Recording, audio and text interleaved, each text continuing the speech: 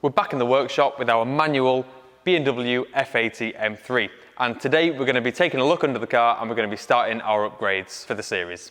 So the last time we took the car out on the roads and we took it down to Oulton Park and we took it to Donington Park, and we were just looking for how the car is as a completely standard machine and what some of the downfalls are. One of the key things we found were the tyre wear was not good at Donington Park, where we were pushing the car quite hard in the dry, and it was very evident that more camber was definitely required. And the other real standout was the amount of understeer in the chassis. So that's something we're going to be looking to address very early on. What we're going to be doing over the next few episodes and throughout this series is we're going to be upgrading the F80 M3 with incremental changes on the suspension mainly, and we're going to be seeing how those changes take an effect on the chassis, and we're going to be measuring that in terms of data, times and driver feedback, and trying to get that across to you guys how these small changes can have a big effect over the way a car handles, in particular on the M3 chassis. There's a lot that can be done with the suspension on the M3 and in terms of upgrades, and we're going to be doing a lot to the car over the next few episodes. So we're going to be looking at the suspension arms, the bushes, the shock and spring units, and we're going to be developing those slowly and making those incremental changes to see how each component takes an effect over the car. Today we're going to be starting with something a bit more simple at the bottom of the line. We're going to be effectively handling pack 1, we refer to this as, and we're going to be giving this car a full fast road geometry alignment. So we've got the M3 in the air, just to have a quick general look underneath, see what sort of general condition the components are in, and just see what we're starting with really. So at the front, we've got still some marks on the tyre rod ends, so that indicates that they're probably going to be seized when we come to adjust them. So we might require some heat to get them moving, or we're going to have to replace the whole tyre rod unit there to get some movement back. Front control arm bushes, these are a very common upgrade to go to solid. They're a big rubber bush in there. The condition of them though does look good, which is what we'd expect for this sort of mileage of a car, but they will flex a lot under braking, which is what they're designed to do to give that movement. But when you're out on track or pushing quite hard, that movement actually gives quite an unstable front end, and it changes the toe settings under braking, which can make the steering just wobble slightly, and that scrubs the tyre at the front, and that can lead to corner entry understeer. So that's something we'll be looking to do quite early on in the process, just to get rid of that corner entry understeer, make it feel a bit more stable on the brakes. But in general, up front, looking pretty good. One of the standout things we found at Donington as well was the brakes on the car. So this car has come with the uprated Alcon discs. It's an OEM replacement disc. We've got the blue caliper kit on this car, and two things we found were that under heavy braking, the discs seem to be quite warped. Under really heavy brakes, there's quite a lot of vibration through the chassis. And more importantly, when we were using them for sort of 5 laps or so, there was a massive amount of brake fade, and that's just due to the caliper not being large enough surface area with the pad, and the cooling not being quite up to scratch. So upgrading the brakes is something we're going to be looking at very early on, and replacing these discs is high up the priority list to get a nice clean straight disc on there. So we'll be addressing the brakes at some point in the process too. Let us know in the comments if you're running any big brake kits on your F8X cars and what you think around the track, and let us know if you recommend any too, because we'll be taking a look into the different options before we purchase one. So coming to the back of the car, I mean in the middle here actually you can see the exhaust is probably the thing that's in worst condition so far. So really heavily corroded here on the front nuts. They're going to be a nightmare to get off if we want to change this exhaust at some point. But it just looks like surface rust for the remainder of it. Nothing is actually going to sort of break through there, so it's just aesthetic more than anything.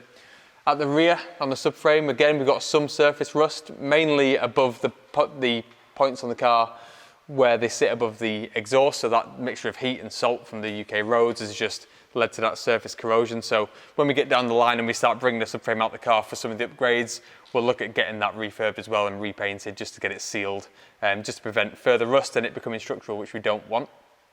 And at the back here, we've got quite a bit of surface rust on these springs as well, and this one's actually snapped. So we've actually got a broken rear spring here. So yeah, it's fully sheared in half, and it's got a rusted face. So that's been broken probably either straight after we bought the car or potentially just before.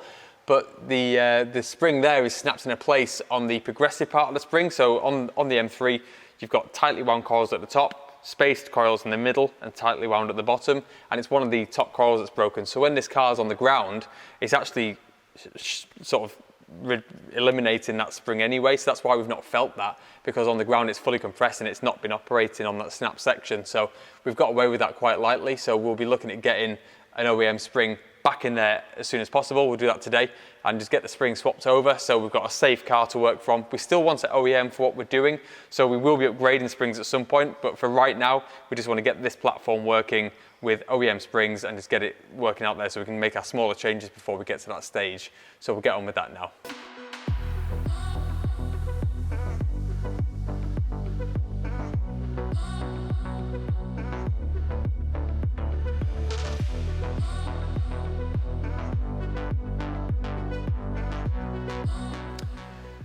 So we've replaced the spring at the back now, so we've got 2 new springs in at the back just for good measure, and they're now going to be safe to use going forward, and we're back to an OEM platform that we can take the measurements from. Something we just really wanted to point out following our day at Donington Park was the tyre wear that's been shown on the tyre itself. So the front tyres were brand new when we got the car, the rear tyres were very nearly new when we got the car. So what we can see on this tyre here is quite excessive graining on the outer edge of the tyre, and this is from not enough camber being present. So as we're going around the track, what's happening is the car is physically rolling off the tyre onto the outside edge, and all this in has been lifted up off the ground basically. As we get onto this outside edge of the tyre, it's starting to understeer as it's overloading, and it's scrubbing the tyre so aggressively that it's actually grained and marked the edge there. So that shows immediately that we're going to need more front camber to fix that understeer issue, and the tyres have taken quite a beating on the front. It's a similar story at the back as well. So something really key to point out when we're testing a car at Donington in particular is it's very right-hand heavy in terms of corners and the speed of the corners. So what it tends to do is it will overwork the left-hand side of the car. So the left-hand side will always show more tyre wear or more tyre damage, if you like, than the right-hand side due to those tyres being loaded more often than not around that circuit. And that is showing itself quite prominently here as well. So on the left-hand side here, again, these were nearly new before we started taking this car to circuit. And on this outside rib here, we have only got 2.5 millimeters of tread left here. So it's still a legal depth, but it's a lot less than the rest of the tyre when you start moving inboard, where we're working towards 5 millimeters further in. So it's half the depth. And that's again because when we were driving this car in a standard form, we've not got enough rear camber similar to the front, and we were rolling out onto the outside edge of the tyre. We've grained the outside edge here quite significantly again, but more importantly, we've really worn down this outer section compared to the inside, so we're not using that tyre to its optimum. That tyre should be coming off as evenly worn as possible after the track day, and that means we're using as much of the tyre as possible in the majority of the corners. So on the other side, it's similar, where the outside is not quite as deep as the inside. Again, there we've got 3.5, and here we have got 5.5 again. So that just shows that this hand side of the car, the right hand side, takes less of a battering out on Donington. So this is the side to look at in terms of how our camber is working. And this still shows that not enough camber is there through the left-handers, because if it was, then this would be an even wear pattern, but it's not. Again, it's still a lot lower on the outside compared to the inside. So something we're gonna have to take a look at is getting some good geometry settings on this car as standard, seeing how we can improve it there. So what we're going to do is get the car down, and we're going to string it up, and we're going to get a full fast road geometry alignment on the car to get these tyres working much better and to get as much grip out of the car as we can in its standard form, and then we're going to take it back out on track. One of the key features we noticed when we took this car on Donington last week was going around the track, there was a lot of brake judder. So on really hard braking, there's a lot of judder through the pedal, quite a lot of vibration in the chassis, and that's down to the front discs being slightly warped. These came with the car. They're an Alcon upgraded disc, same size as OE, but they've clearly been on for quite a while. You can see there's quite a lot of rust forming on the surface. They've got quite a big lip on them as well, so it's definitely time to get these off, so we know we've got a good braking package below us for the further tests. So we've bought these EBC discs designed by Hack Engineering, and they're fit for race use. They've got a much better cooling pattern in them, so we're going to get those on there. We know they're straight and square. It's just an OE sort of replacement with the blue caliper, but this will give us a nice base to start testing with. So these are going to go on there now, and they're going to be sort of a temporary braking solution. So what we're going to aim to do down the road is upgrade the brakes to something much more track focused. We're not sure which route we're going to take yet, so we'll look into that, but just For reference, we've weighed these discs and they're coming in at 11.5 kilos, so quite a heavy front disc. So it might be an option we look at reducing mass at the same time when we upgrade the braking package. So we'll look at that in a few episodes' time and see where we get to.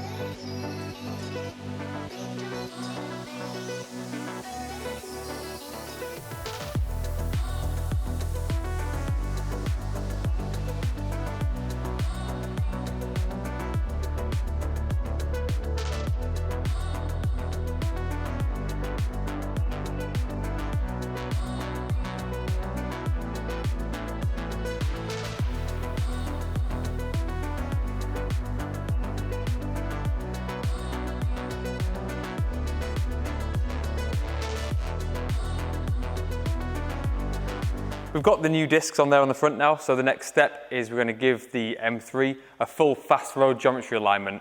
So one of the things a lot of people ask us is they've just bought an M car or they've just bought a Porsche GT car, which is sort of the top of the line of that model, and they say, well, surely it's as good as it could possibly be because the manufacturers have spent millions of pounds developing that car, so surely the sports models come out of the factory with the best settings they could possibly achieve. But the simple answer is that they do not. So when they're setting times around the ring, yes, they'll have really good settings on there, but when it comes to the point of sale, all the cars are backed off. They're all set to understeer. That's designed in so that any level of driver can still use the car safely when they reach the limit. But as you get better at driving and you want to push the car harder, you tend to want the car to go more towards neutral or slightly towards oversteer in a rear-wheel drive because it's slightly more controllable, and the only way to resolve understeer is to lift off the gas and just wait for it to come back.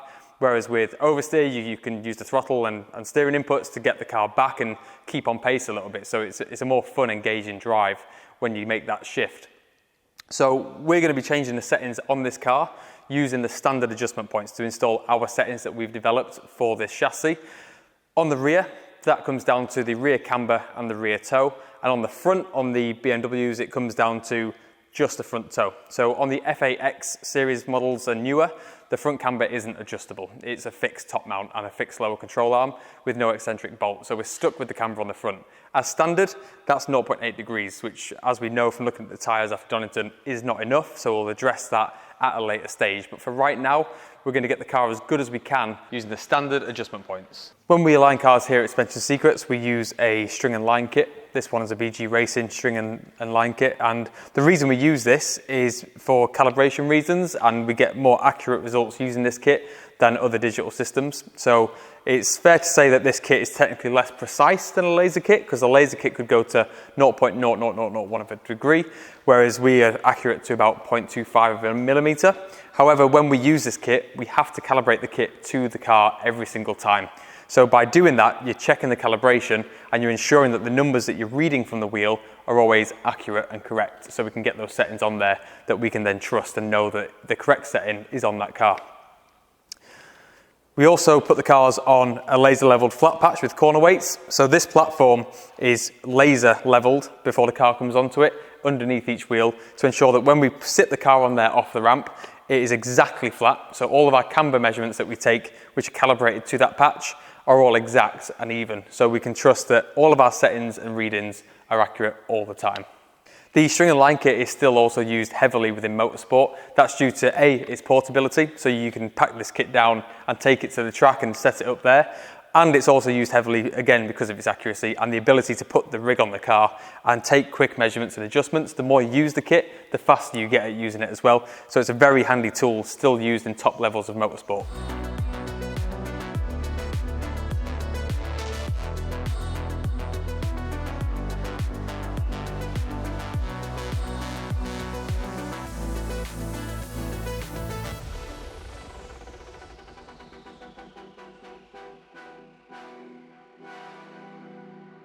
We've just completed the full fast road geometry alignment on the M3, and the before settings, before we started putting our settings on there, were quite interesting. So at the rear camber was only negative 1.1 degrees, and this stands up against how the tyres were wearing on track. It did indicate there wasn't enough camber, and it measured that way as well. So we've now increased the rear camber to our fast road geometry setting, which will keep the tyre in contact much more through the corner, generating that rear grip through the corner and giving us much better throttle application on exit as we're unloading back off the tyre on exit, and we've used all of that compound through the apex, which is what we're looking for. We also changed the toe settings, so as standard again, the front toe was towing in too much. Again, that's for really high speed stability. It'll lead to understeer, it numbs the nose down for turning. So we've reduced that toe in to put our setting on there. We're still towing the front in though for the stability, but we've reduced it so that we get faster, sharper turning and we'll get a much better nose on corner entry. At the back, again, the toe settings were actually uneven at the rear. So we had 2mm toe in on one side and 4mm toe in on the other. That can happen all the time out the factory. It could also just be over time as bushes have worn and moved around, or potholes have been ridden over, geometry changes just on day-to-day life as well. So we've set the rear even and again to our settings that are going to help with rear rotation but still give plenty of traction on throttle. So we're looking forward to getting this car back out now. We're going to go over to Anglesey and we're going to give it a shakedown and see what the differences are in the geometry settings. So we're really looking forward to showing you that. What was that you turned on? Traction. Oh, traction.